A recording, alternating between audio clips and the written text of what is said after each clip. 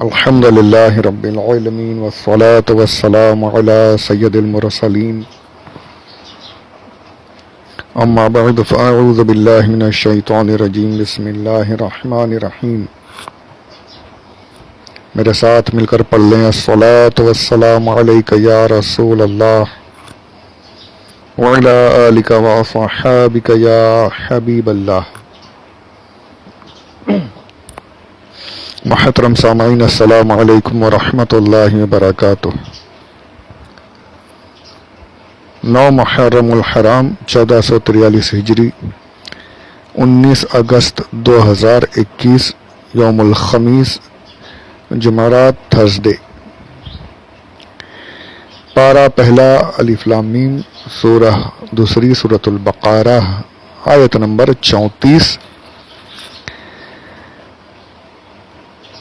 سجدے کے تعلق سے ہماری گفتگو جاری ہے، اسی سلسلے کو یہاں پھر آگے بڑھاتے ہیں۔ کافی کچھ بہت سی باتیں انشاءاللہ سجدے کے تعلق سے میں کروں گا، یاد رہ گئی تو انشاءاللہ بہت سے شکوک و شبہات بھی دور ہو جائیں گے اور ایک علم میں بھی کافی اضافہ ہوگا انشاءاللہ۔ اگر ہمارے جو مخالفین جو ہیں، جو اس معاملے میں ہمارے ساتھ اختلاف رکھتے ہیں، اگر وہ بھی دل سے اور غیر جانبداری کے ساتھ سنیں گے تو انشاءاللہ ان کے بھی بہت سے شکوک، ان کے بھی بہت سے اعتراضات دور ہوں گے انشاءاللہ عز و جل۔ اللہ ہمیں حق سننے، حق سمجھنے، حق کہنے کی سعادت اور توفیق نصیب فرمائے، آمین بجاہ النبی الامین صلی اللہ علیہ وآلہ وسلم۔ درود پاک پڑھ لیں۔ اللہم صلی علی سیدنا مولانا محمد وعلی آل سیدنا مولانا محمد وبارک وسلم، صلاۃ و سلام علیک یا رسول اللہ صلی اللہ تعالی علیہ وسلم۔ پچھلی آڈیوز میں میں نے یہ عرض کیا تھا کہ سجدہ عبادت کا ہو تو کسی بھی شریعت میں جائز نہیں تھا، حرام تھا، کفر تھا، شرک تھا، یقیناً کسی بھی شریعت میں جائز نہیں۔ ہمارے ہاں تو بالکل بھی وہ تو سوال ہی نہیں، تمام شریعت میں سجدہ عبادت کسی کے لیے جائز نہیں ہے۔ ہماری تفصیل چل رہی تھی، سجدہ تعظیمی کے بارے میں آیا تھا کہ پچھلی امتوں میں، پچھلے انبیاء علیہ السلام کی شریعتوں میں جائز تھا، بعد میں ہمارے یہاں آ کر ہمارے آقا صلی اللہ تعالیٰ علیہ وآلہ وسلم نے اسے بحکم خداوندی حرام قرار دے دیا۔ سجدہ عبادت بھی اب ہماری شریعت میں جائز نہیں، یہاں تک کہ رکوع جتنا جھکنا بھی وہ بھی جائز نہیں۔ اس پر بڑی تفصیلی گفتگو ہوئی، اس کو اور میں اس کو اور اپنی اس بات کو مستند کر دوں حدیث پاک کے حوالے کے ساتھ۔ حدیث پاک جس میں اللہ کے سوا کسی اور کو سجدہ تعظیمی کرنا بھی، اللہ کو تو سجدہ عبادت ہے یقیناً، سجدہ تعظیمی کرنا بھی یہ حرام ہے۔ اس پر حدیث پاک سماعت فرمائیں۔ تفسیر قرطبی، الجامع الاحکام القرآن، آپ نے اپنی تفسیر کا نام رکھا ہے جو تفسیر قرطبی کے نام سے مشہور ہے۔ ابو عبداللہ محمد بن احمد بن ابی بکر القرطبی، یہ ان کے مفسر کا نام ہے رحمۃ اللہ تعالی علیہ۔ وہ بیان فرماتے ہیں، اس کی جلد اول ہے، صفحہ نمبر 437، والیوم 1، پیج نمبر 437۔ اس پر انہوں نے بحث جو تحریر فرمائی کہ یہ سجدہ جو ہے آدم علیہ السلام کو جو کیا گیا، تو یہ سجدہ کیسا سجدہ تھا؟ تو یہ ساری باتیں ہیں کہ یہ سجدہ تعظیم والا سجدہ تھا جو ہماری شریعت میں آ کر حرام کیا گیا، پہلے کی شریعتوں میں جائز تھا۔ اس پر آپ حدیث پاک نقل فرماتے ہیں کہ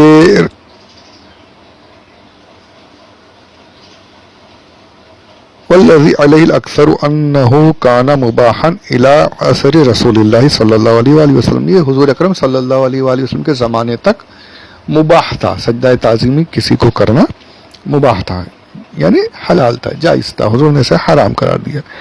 وَأَنَّ أَصْحَابَهُ قَالُوا لَهُ، ہمارے آقا صلی اللہ علیہ وآلہ وسلم کا یہ معجزہ ہے کتابوں میں. جب انشاءاللہ اگر کبھی وہاں پہنچے، حالانکہ دل تو بہت ہے بہت سی چیزیں کرنے کا، پر شاید زندگی وفا نہ کرے، اتنا وقت بھی نہیں ملنے والا. بڑے ارمان تھے حضور کے معجزات کی کتابیں جو ہیں ان کو بھی بیان کرنے کا ہے انشاءاللہ ارادہ. اگر زندگی میں رہی اور وقت رہا تو انشاءاللہ اس پر بھی گفتگو کریں گے، خصائص الکبریٰ وغیرہ. تو حضور کا یہ بھی معجزہ رہا ہے کہ حضور اکرم صلی اللہ علیہ وآلہ وسلم کو درختوں نے سجدہ کیا ہے، درختوں باقاعدہ سجدہ کیا ہے. اونٹ جانور وغیرہ آ کر میرے آقا صلی اللہ علیہ وآلہ وسلم کے قدموں میں گر جاتے تھے، سجدہ کرتے تھے باقاعدہ. یہ بالکل لٹرلی سجدہ کیا ہے، یہ احادیث میں موجود ہے. تو صحابہ نے جب یہ دیکھا کہ جب جانور بھی سجدہ کر رہے ہیں، پیڑ سجدہ کر رہے ہیں،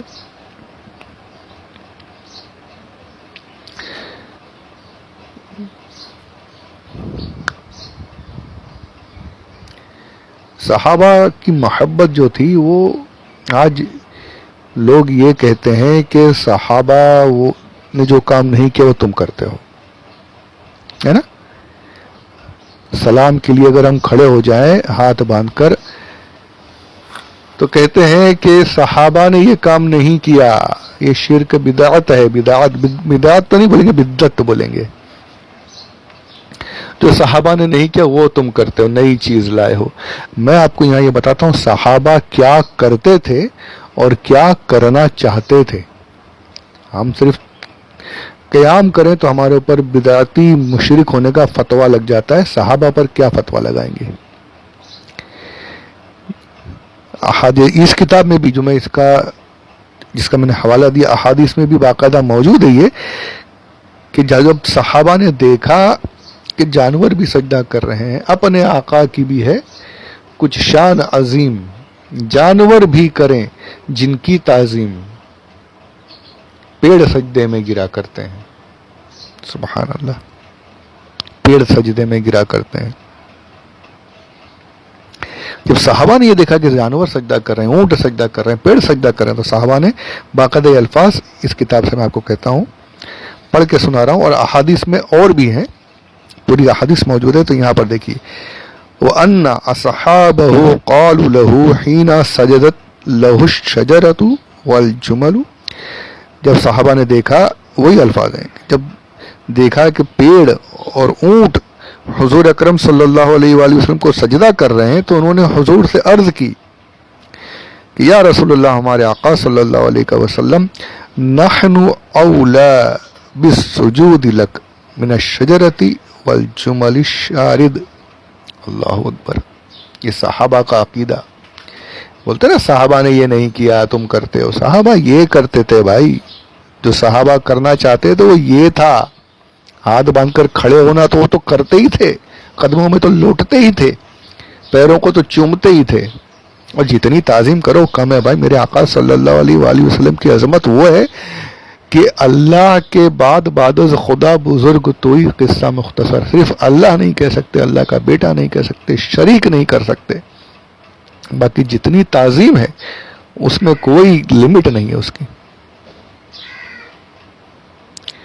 صحابہ نے وہ کر کے دکھایا ہے، تو اس پر تو کیا کچھ موجود ہے. یہاں پر صرف اس حدیث پاک پر گفتگو کریں گے کہ صحابہ عرض کرتے ہیں کہ یا رسول اللہ علیہ الصلوۃ والسلام، آپ کو پیڑ بھی سجدہ کرتے ہیں، آپ کو اونٹ بھی آ کر سجدہ کرتے ہیں، تو آقا ہم تو اور زیادہ حقدار ہیں، ہمارا تو پہلا حق بنتا ہے کہ ہم آپ کو سجدہ کریں. اللہ اکبر. ہمارا تو ان پیڑوں سے، ان جانوروں سے، ان اونٹوں سے زیادہ ہمارا حق بنتا ہے کہ ہم آپ کو سجدہ کریں. تو کیا عقیدہ تھا صحابہ کا کہ صحابہ تعظیم میں حضور کو سجدہ کرنے کے لیے تیار تھے.